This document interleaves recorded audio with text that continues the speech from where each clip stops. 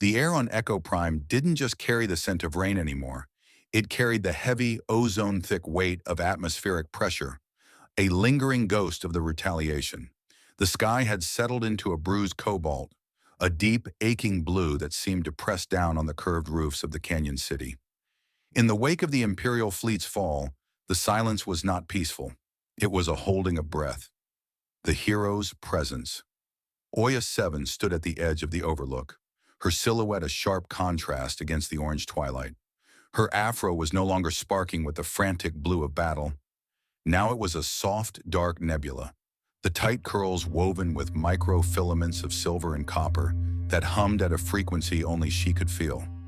It looked like a crown of captured starlight, dense and gravity-defying, vibrating with the secret data of the ancestor node. She felt the oxy, the life force of the city, rippling beneath her feet. The bronze tech board in her palm was warm, almost feverish. The mystery object. Earlier that morning, scavengers had pulled something from the wreckage in the surf. It wasn't a piece of a ship. It was a small, smooth sphere of matte black obsidian, etched with a single glowing Yoruba rune that shouldn't have been there.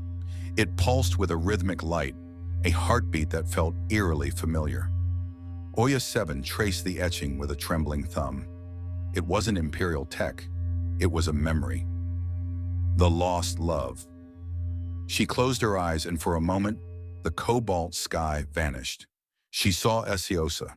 She remembered the way his laughter sounded like a talking drum, steady and reassuring. He had been lost years ago during the first skirmishes on the lunar colonies, taken, they said, by the void. But as the obsidian sphere pulsed in her hand, a signal flickered across her tech board.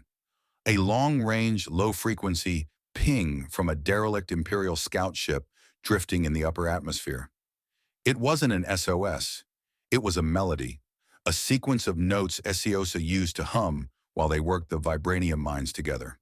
The spy Oya-7 turned back toward the marketplace.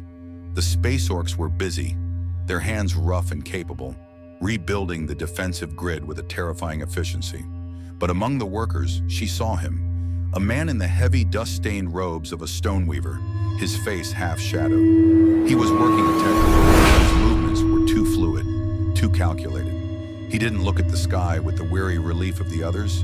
He looked at the ancestor node with the hungry eyes of an appraiser, a shadow walker, an Imperial spy, hidden in plain sight, waiting for the signal to finish what the fleet could not. The tension Oya-7 didn't move. She couldn't. If she struck now, she might lose the connection to the drifting ship, and the chance that Esiosa was still breathing. But if she waited, the spy would find the heart of the bronze circuit. The atmospheric pressure shifted.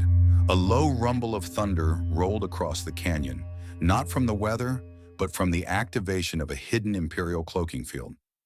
The choice. The ancestors don't just speak, Oya-7 whispered, her voice a calm, melodic synth chord that drifted into the cooling air. They warn.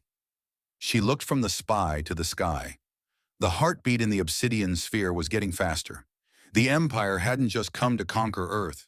They had come to reclaim a piece of themselves that we had stolen. And someone she loved was the bait.